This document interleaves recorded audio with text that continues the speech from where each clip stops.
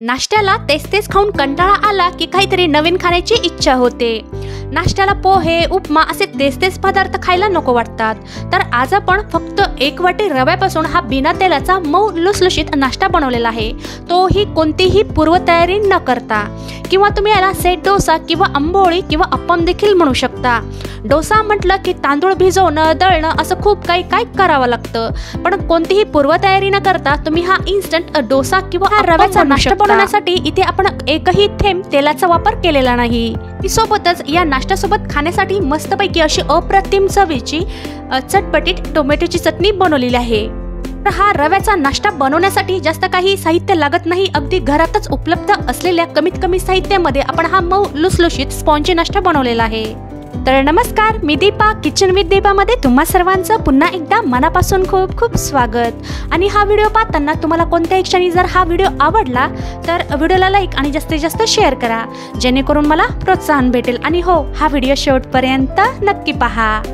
आता सर्वात अगोदर हा नाश्ता बनवण्यासाठी इथे मी छोटं मिक्सरचं भांडं घेतलेलं आहे आणि जे काही साहित्य घ्यायचं आहे त्यासाठी एखादी वाटी किंवा एखादा कप सेट करायचा आहे।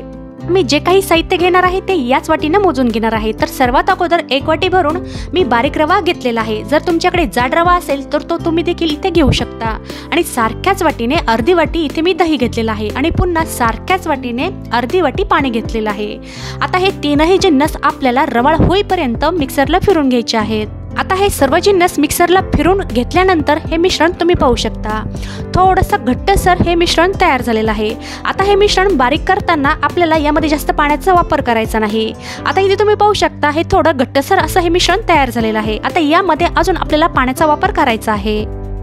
आता पुन्हा सारख्याच वाटीने अर्धी वाटी इथे मी पाणी घेतलेलं आहे। आता हे पाणी या मिक्सरच्या भांड्यामध्ये टाकून दिलेलं आहे। आपल्याला इथे 1 वाटी रव्यासाठी अर्धी वाटी दही आणि 1 वाटी पाण्याचा वापर करायचा आहे।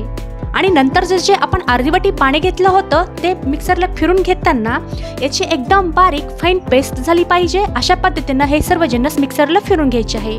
आणि मिक्सरला हे सर्व जिन्नस फिरून घेतल्यानंतर तुम्ही याची फायनल कन्सिस्टन्सी पाहू शकता। एकदम स्मूथ कन्सिस्टन्सीचं आपल्याला हे मिश्रण तयार करून घ्यायचं आहे।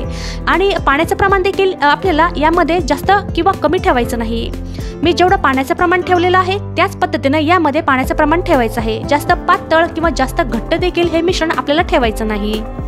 हा नाश्ता बनवण्यासाठी आपलं हे रव्याचं मिश्रण आपल्या इथे तयार आहे, पण त्या अगोदर आपण मस्तपैकी या नाश्त्यासोबत खाण्यासाठी चटपटीत अशी टोमॅटोची चटणी तयार करून घेऊयात। ही चटणी बनवण्यासाठी गॅसवर एक पॅनमध्ये 1 पळीभर एवढं तेल गरम करण्यासाठी ठेवलेलं आहे। आणि तेल हलकसं गरम झालं की त्यामध्ये एक मोठ्या आकाराचा कांदा मोठ्या आकारात कट करून टाकलेला आहे।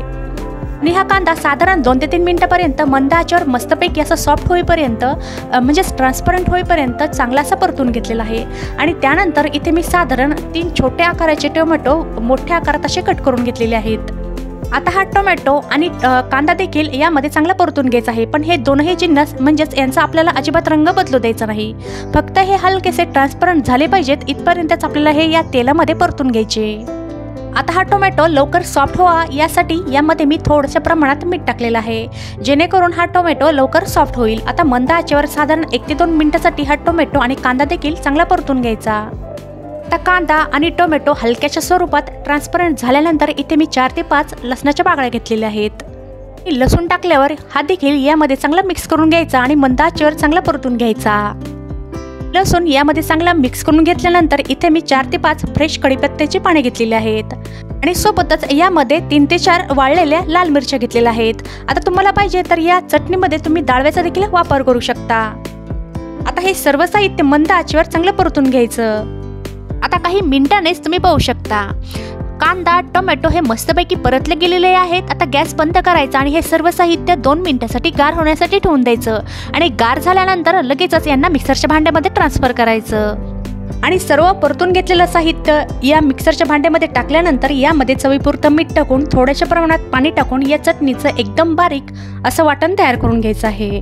आणि या चटणीचं वाटण करताना तुम्ही इथे पाण्याचा वापर कमी जास्त करू शकता। तर इथे मी थोड्याशा घट्ट प्रमाणातच ही चटणी वाटून घेतलेली आहे। आणि या चटणीला वरून मस्तपैकी असा हा मोहरीचा तडका दिलेला आहे, जेणेकरून ही चटणी खायला अजूनच चटपटीत लागेल।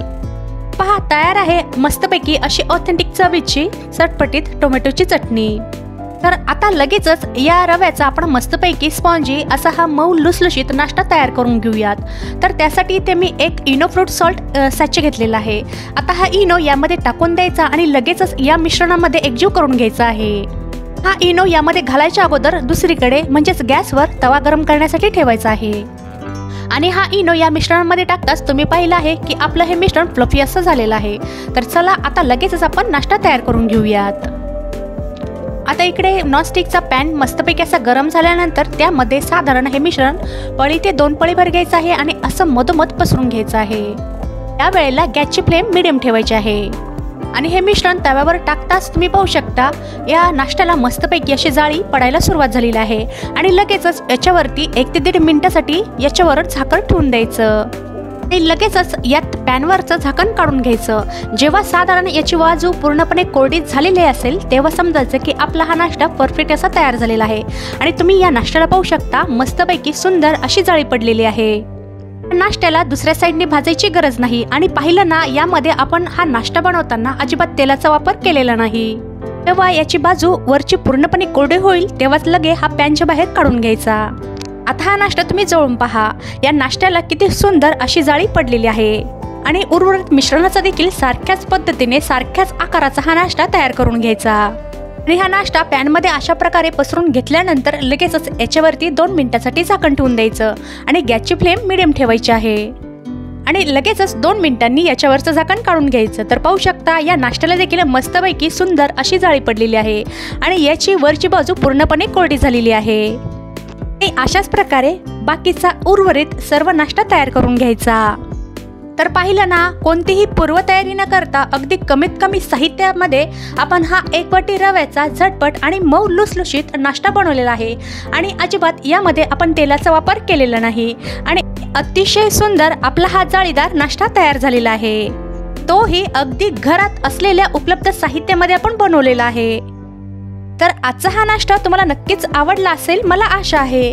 जर आजचा हा व्हिडिओ तुम्हाला आवडला असेल तर व्हिडिओला लाईक आणि जास्तीत जास्त शेअर करा आणि तुम्ही माझ्या चॅनलवर नवीन असताल तर सबस्क्राईब करायला विसरू नका। सोबतच बाजूला असलेलं बेल आयकॉन देखील प्रेस करा जेणेकरून माझ्या येणाऱ्या नवीन रेसिपी व्हिडिओचं नोटिफिकेशन तुम्हाला भेटेल। तर भेटूया पुन्हा एकदा तुमच्या आवडत्या छानशा रेसिपी सोबत।